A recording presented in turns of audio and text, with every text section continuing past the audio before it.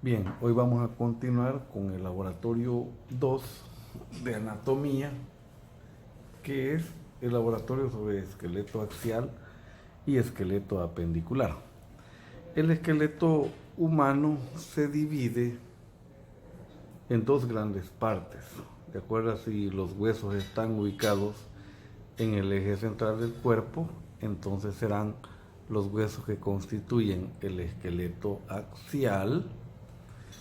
Y si los huesos se ubican en los miembros superiores e inferiores y también en las cinturas, estos se definen como apéndices del cuerpo o partes del cuerpo que penden del tronco. Entonces a estos son huesos que forman parte del esqueleto apendicular. Ahí tenemos los huesos del miembro superior, huesos del miembro inferior, y tenemos las dos cinturas, la cintura pélvica y superiormente la cintura escapular. Vamos a comenzar a estudiar primero los huesos del esqueleto axial. El esqueleto axial está constituido por los huesos de la cabeza, el hueso hioides, el cual vamos a ubicar posterior a la mandíbula, los huesecillos del oído, que se van a ubicar dentro del hueso temporal, la columna vertebral,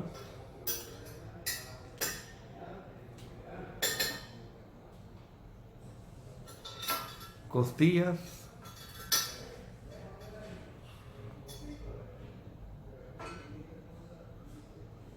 y esternón.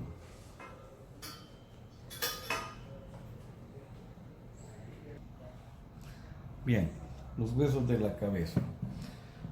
Los huesos de la cabeza se dividen en huesos pares y huesos impares.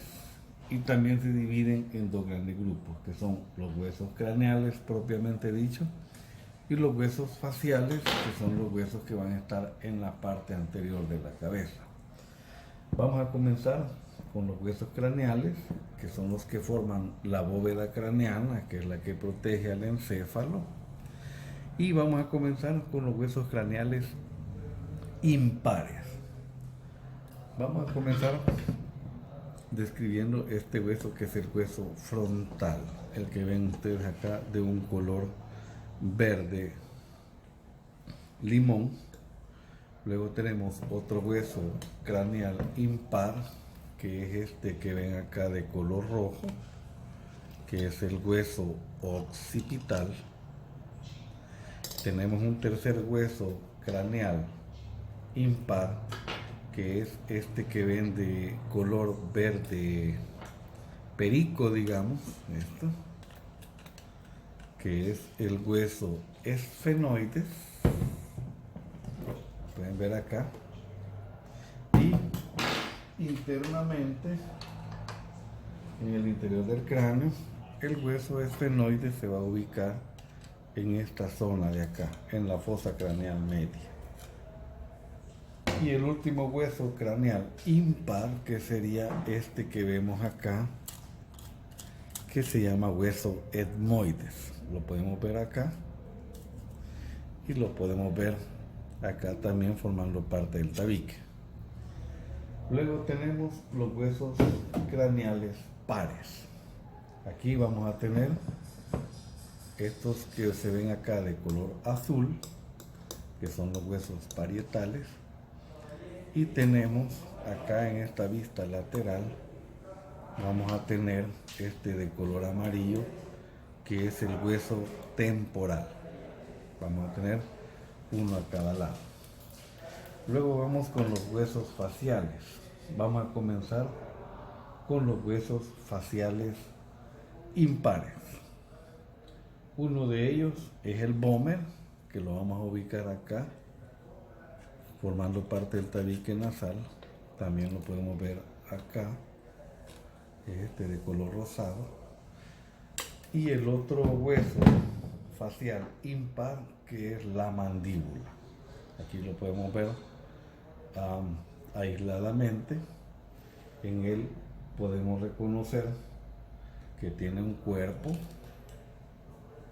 un ángulo, y esta que es la rama. Y en la rama podemos reconocer esta saliente que es la apófisis condilar, y esta otra saliente que es la apófisis coronoides. Luego, siguiendo con los huesos faciales, hoy vamos con los huesos faciales pares. Estos huesos faciales pares, los primeros que vamos a estudiar son estos que tenemos acá, que son los maxilares superiores. Estos que ven como de un color gris. Luego tenemos los huesos nasales, que son estos de acá, de color naranja. Son huesos muy pequeños que forman el puente de la nariz. Y tenemos también los huesos palatinos. Palatinos viene de paladar. Entonces los huesos palatinos forman la parte posterior del paladar duro. También vamos a tener estos huesos que ven de color verde, que son los huesos cigomáticos. Los tenemos acá a ambos lados. Y también tenemos acá en la cavidad nasal dos huesos que son independientes, que son los cornetes inferiores. Y acá en este no se puede ver bien, acá sí. Este huesito que ven acá, que es como al tamaño de una uña, estos son los huesos lagrimales. También se consideran por convención como parte de los huesos que hay en el cráneo, como huesos craneales pares a los huesecillos del oído. Aquí tienen ustedes los tres huesecillos, el martillo, el yunque y el estribo, que por conveniencia se incluyen como parte del esqueleto axial y se incluyen en el estudio de los huesos craneales pares. Luego tenemos que aquí, si observamos tanto dentro del cráneo como en la parte anterior, vamos a ver que hay una serie de fosas o de cavidades. Así tenemos que en el cráneo está la cavidad nasal, están las cavidades orbitarias que alojan al globo ocular y a todas sus estructuras, y también tenemos la fosa craneal, que es la gran cavidad que ustedes ven acá adentro. Esta fosa craneal a su vez se divide en fosa craneal anterior, fosa craneal media y fosa craneal posterior.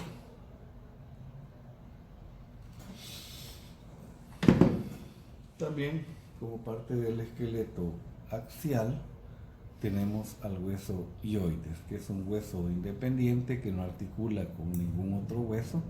Lo vamos a tener a nivel de, como en la parte superior de la laringe, en la garganta. Y pues es un hueso muy pequeño que le da sostén a una serie de músculos que se van a estar fijando en este hueso.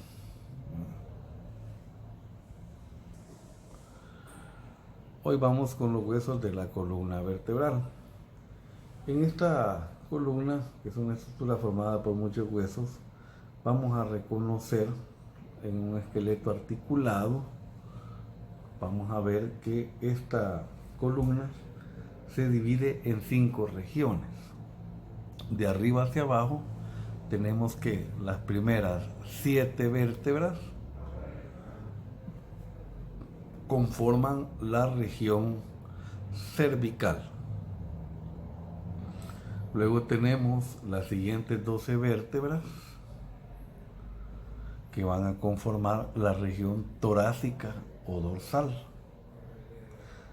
A la región cervical se le llama así porque es la que forma el cuello.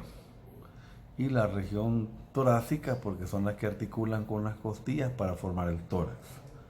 Luego tenemos las otras 5 vértebras, que sería la zona lumbar, que son las vértebras más grandes que tenemos. Luego tenemos la zona sacra, que en el adulto está formada por un solo hueso, que es el hueso sacro. Y por último tenemos la región coxígea, que igual va a estar formada por un solo hueso, que es el coxis. Pero estos dos huesos, antes de la edad adulta, no es uno solo, sino que hay vértebras separadas, de tal manera que en la región sacra vamos a tener que estar formado por de 4 a 5 vértebras que posteriormente se fusionan y forman el hueso sacro. Y la región coxígea igual, son 3 a 4 vértebras que se fusionan para formar en la vida adulta el coxis. Bien, entonces, pues ya vimos que la columna tiene 5 regiones y toda esta estructura está formada por una serie de huesos llamados vértebras, las cuales, dependiendo de la región a la que pertenezcan, presentan forma, tamaño y rasgos característicos que las distinguen, pero en términos generales se les pueden enumerar estructuras comunes. Entonces, toda vértebra va a tener o va a constar de un cuerpo vertebral, como lo podemos ver acá, tiene un cuerpo vertebral, va a presentar un arco formado por 2 láminas y este arco se une al cuerpo a través de estos pedículos, uno a cada lado. También va a presentar apófisis o salientes.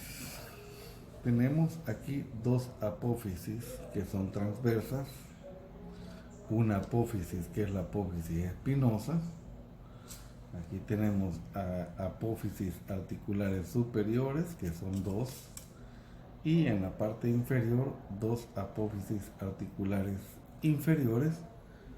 Entonces en total son 7 apófisis. En conclusión, toda vértebra presentará un cuerpo, un arco, 2 pedículos y 7 apófisis, y acá en el centro este gran agujero que sería el foramen vertebral, que es donde pasa la médula espinal o se aloja la médula espinal. Ya. La columna vertebral en su conjunto presenta 4 curvaturas, las cuales se dividen en curvaturas primarias y curvaturas secundarias. Las curvaturas primarias son las que se forman en la vida fetal. Así tenemos la curvatura torácica y la curvatura sacra, serán curvaturas primarias, y la curvatura cervical y lumbar, estas serán curvaturas secundarias que se forman posterior al nacimiento. Eso es con respecto a la columna vertebral. Ahora vamos con el tórax.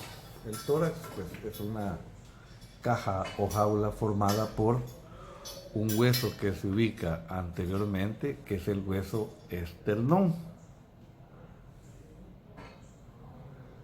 y 12 pares de costillas, 12 a cada lado. Van a presentar también cartílagos, que se llaman cartílagos costales, que van a unir las costillas con el esternón, y las 12 vértebras torácicas, que todas estas estructuras en su conjunto van a formar el tórax. Entonces, la función del tórax es que protege a los órganos de la cavidad torácica, algunos órganos abdominales, y también proporciona sostén para los huesos de la cintura escapular y las extremidades superiores. En el esternón vamos a reconocerle algunas partes, como lo es en su orden de arriba hacia abajo. Vamos a comenzar por el manubrio del esternón, en la parte superior. Luego tenemos el cuerpo,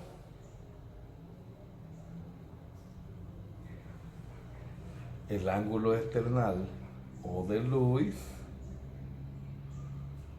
y el apéndice cifoides. En cuanto a las costillas, vamos a tener que son 12 pares que se reconocen en el esqueleto articulado, forman las paredes laterales de la cavidad torácica y las vamos a dividir en 3 grupos, de acuerdo a la manera como se articulan con el esternón. Así tenemos que los primeros 7 pares de costillas se les llama costillas verdaderas o vértebroesternales, debido a que articulan de manera directa con el esternón a través de un cartílago. Luego los pares 8, 9 y 10 se les llaman vértebrocondrales o falsas, debido a que articulan con el esternón pero de manera indirecta a través del cartílago de la séptima costilla. Y por último tenemos los pares 11 y 12 que se les llaman flotantes, debido a que éstas no articulan con el esternón. También podemos observar entre las costillas a los espacios intercostales, los cuales van a alojar músculos y otras estructuras, como por ejemplo nervios y vasos sanguíneos.